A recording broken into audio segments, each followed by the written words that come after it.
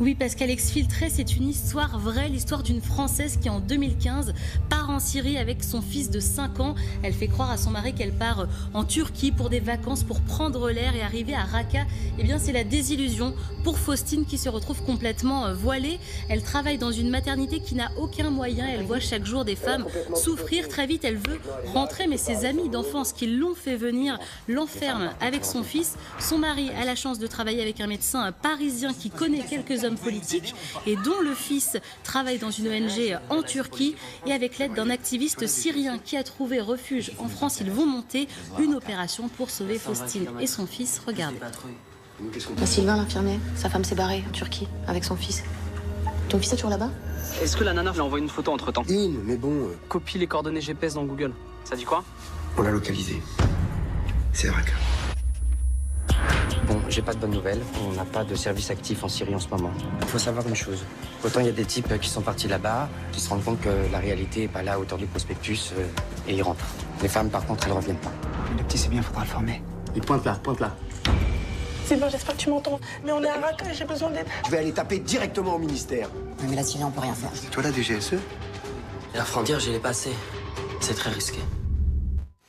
Alors vous l'avez vu, Pascal, c'est un film passionnant sur un sujet encore très peu traité au cinéma. On voit ces hommes français qui ont rejoint l'État islamique à Raqqa, qui se croient tout puissants. On découvre le quotidien terrible de certaines femmes qui n'avaient visiblement vraiment pas compris où elles mettaient les pieds. Et surtout, on voit que le gouvernement, les services secrets n'ont pas les moyens et ne veulent pas investir du temps et des hommes pour exfiltrer ceux qui souhaitent en fait finalement rentrer.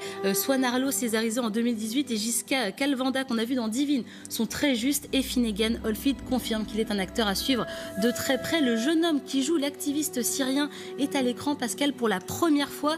Il vient de la région de Raqqa, ce qui donne vraiment beaucoup de crédibilité à cette histoire. Et le film a été tourné en Jordanie et parfois les habitants pensaient vraiment que l'État islamique venait d'arriver sur place. L'équipe du film a même eu plusieurs descentes de policiers pendant le tournage. Jérôme Vermelin a rencontré Swan Arlo pour ce film, et ce film parle surtout, selon lui, de l'amitié et de la puissance de la jeunesse qui passe au-dessus des institutions pour monter cette exfiltration. Écoutez.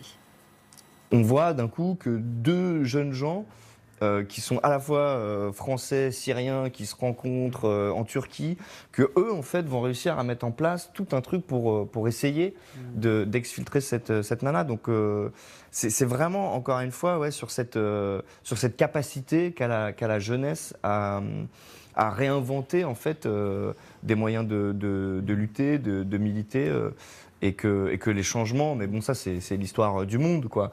Hein, les changements viennent quand même souvent de la jeunesse, quoi.